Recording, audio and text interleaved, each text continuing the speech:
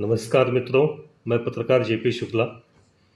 आज आपसे बात करेंगे कल जो मुंबई के लिए लखनऊ से पुष्पक एक्सप्रेस रवाना हुई, वह महाराष्ट्र के जलगांव में जब पहुंची तो वहां पर एक ऐसी अफवाह फैली जो कि दर्दनाक घटना के रूप में तब्दील हो गई। इसमें बहुत से लोग इस अफवाह के कारण मारे गए, कुछ लोग घायल हुए। मैं उन जो दिवंगत आत्माएं हैं उनके लिए विनम्र करबद्ध श्रद्धांजलि अर्पित करता हूँ। उनको ईश्वर अपने श्री चरणों में रखे, उनके परिवार को धैर्य और साहस दे, इस कष्ट को सहने की क्षमता उनमें व्याप्त करे, और जो लोग घायल हैं उन्हें शीघ्रातिशीघ्र ईश्वर स्वस्थ करे। मित्रों, यह वीडियो मैं इसलिए बना रहा हूँ जलगांव की घटना पर कि वर्ष 1997 की बात है। हम पर भी ऐसी ही कुछ पुष्पक एक्सप्रेस में ही बीती थी, इसलिए हम समझ सकते हैं उस समय उस अफवाह फैलने की वजह से कितनी अफरा तफरी मची होगी, कितना लोग कष्ट में आए होंगे, कितना लोगों के दिलो दिमाग में किस किस तरह की अपने परिवार के प्रति, अपने जीवन के प्रति बातें महज सेकंड भर में उनके दिल दिमाग में आई होंगी। हालांकि हम पर जब आप बीती थी वर्ष 1997 में, तब उस वक्त अफवाह तो नहीं फैली थी। उस वक्त वह घटना होने की आशंका स्वयं रेलवे के अधिकारियों ने जताई थी। उसी का मैं जिक्र इसमें थोड़ा सा करना चाहूँगा, और इस जिक्र करने का आशय यही है कि हम भले आज यहाँ लखनऊ में हैं, लेकिन उस स्थान को, उस घटना को मैं समझ सकता हूँ 1997 की याद करके कि लोगों पर क्या बीती होगी क्षण भर में, जिसने यह एक दर्दनाक रूप लिया।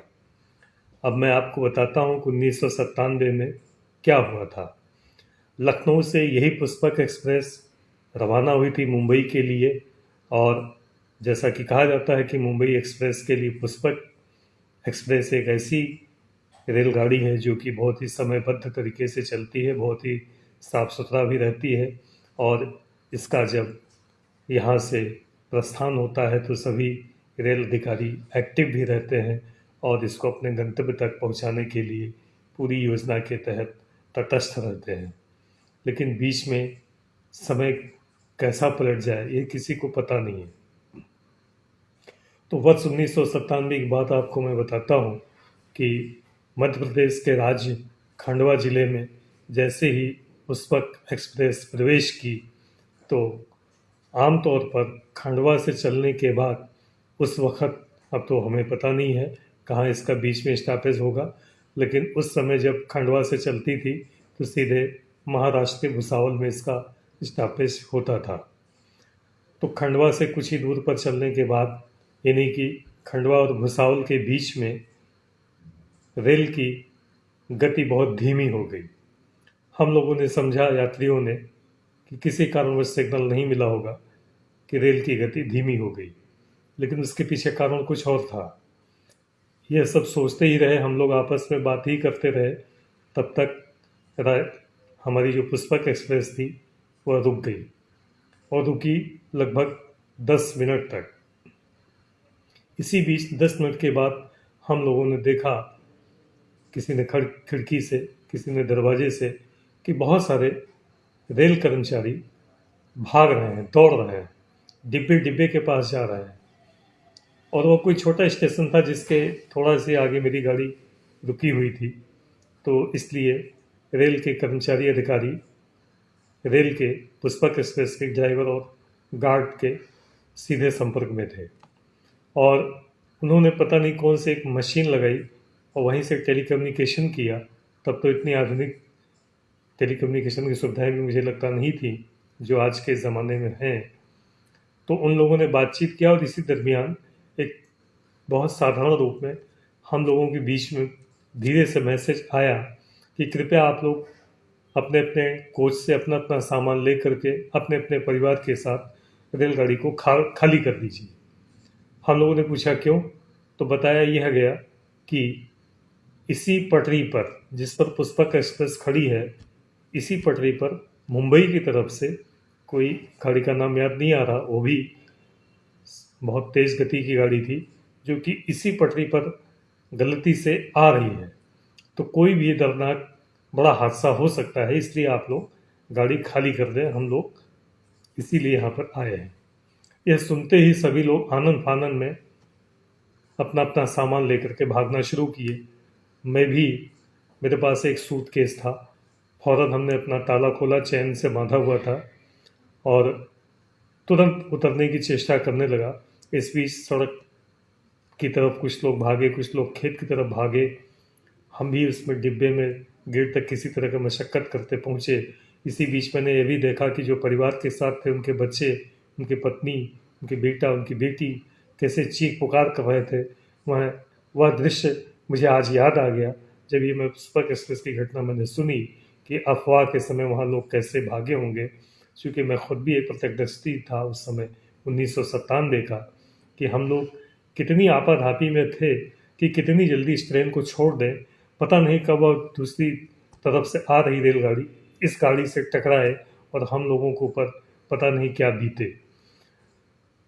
तो हमने देखा कि जब लोग पुष्पक एक्सप्रेस से नीचे उतर जा रहे थे किसी तरीके से, तो बड़ी दूर दूर तक भाग रहे थे, क्योंकि ये एक अनुमान लगाया जा रहा था जब दोनों ट्रेनें टकराएंगी तो पता नहीं कौन कहाँ तक ट्रेन का डिब्बा बिखर करके जाएगा। इसलिए लोग नीचे उतरते ही बहुत तेज़ी से दूर दूर तक भागते थे। मैं भी उस समय अपना सूटकेस, चूँकि मेरे सूटकेस में थे सामान भी थे और मेरे शैक्षिक योग्यता के सारे प्रमाण पत्र भी थे उसमें, तो मैं वो सूटकेस भी नहीं छोड़ना चाहता था। हम भी उस सूटकेस को ले करके और बहुत तेज अपने सर पर रख करके बहुत तेज़ी से एक खेत की तरफ भागे, और हमको लगा कि ये अंदाजते हुए भागते रहे करीब 1.5 किलोमीटर तक, कि पता नहीं गाड़ी कहाँ तक, जहाँ मैं रुका 1.5 किलोमीटर जाने के बाद, वहाँ से भी मैं इतना सशंकित था, इतना भयभीत था कि पता नहीं, हो सकता ऐसा ना हो कि छिटक करके कोई डिब्बा यहाँ तक आ जाए और मैं उसकी चपेट में आ जाऊँ। तो इस बताने का आशय यही है कि जो कल दर्दनाक हादसा हुआ, मैं उसकी व्यथा, मैं उसका कष्ट अच्छी तरह समझ सकता हूँ कि कल उन यात्रियों पर क्या बीती होगी जो सौभाग्यवश बच भी गए हैं। वो भी बहुत कष्ट में रहे होंगे, और जिन्हें अपने काल के गाल में ले लिया, वह तो श्री हरि के श्री चरणों में रखें और उनकी आत्मा को शांति दें, उनके परिवार को धैर्य दें। और हम यह निवेदन करेंगे कि जब तक कभी कोई व्यक्तिगत रूप से कोई रेल का कर्मचारी या अधिकारी किसी प्रकार की सूचना न दे, तो कृपया ट्रेन में भयभीत न हुआ करें, ट्रेन में भय के कारण कोई निर्णय न लिया करें जब तक कि आपको कोई सही सूचना न हो। आज तो बहुत सारे टेलीकम्युनिकेशन भी हो गए हैं, बहुत सारे नंबर भी हो गए हैं, बहुत सारा इंटरनेट कनेक्टिविटी है, आप तुरंत कम्युनिकेशन करके अपने आप को अपडेट कर सकते हैं। शायद थोड़ा सा धैर्य रखा होता कल लोगों ने, तो यह हादसा टल सकता था, यह हादसा नहीं होता। आज जो लोग गंवा बैठे अपनी जान, उनका मैं कष्ट अपने शब्दों में बयान नहीं कर सकता हूँ, क्योंकि मुझे आज भी कल वह समाचार सुनते ही 1997 की घटना याद आई कि हम कितना परेशान हुए थे, कितना भयभीत हुए थे। उस चंद समय में हमने क्या न क्या सोच डाला कि पता नहीं अब मैं परिवार से मिलूंगा कि नहीं मिलूंगा, पता नहीं कैसे इस घटना की चपेट में मैं आ जाऊं, और कितने लोग आएंगे, क्या होगा, ये कुछ भी नहीं पता था। और यही सब आशंका की वजह से कल जो हादसा हुआ, लोग आनंद फानंद में जो कूदे और दूसरी तरफ आ रही ट्रेन की चपेट में आने से अपनी जान गंवा बैठे, यह बहुत ही कष्टप्रद रहा। इसकी जिसने भी अफवाह फैलाई उसकी मैं बड़ी घोर निंदा करता हूँ। उसको इस तरीके से नहीं कहना चाहिए था कि ट्रेन में आग लग गई है, धुआं उठ रहा है। आज पता यह चल रहा है कि ट्रेन में जो धुआं उठा था वह ब्रेक लगाने की वजह से उसमें हल्की सी चिंगारी उठी थी, और उस ब्रेक शू की वजह से उसमें धुआं उठा था, न कि ट्रेन में कहीं आग लगी थी।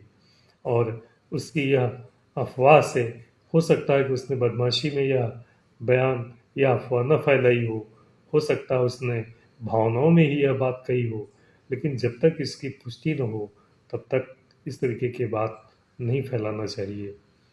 अगर शायद हम सब इस पर पुनः विचार करते तो यह घटना टल सकती थी।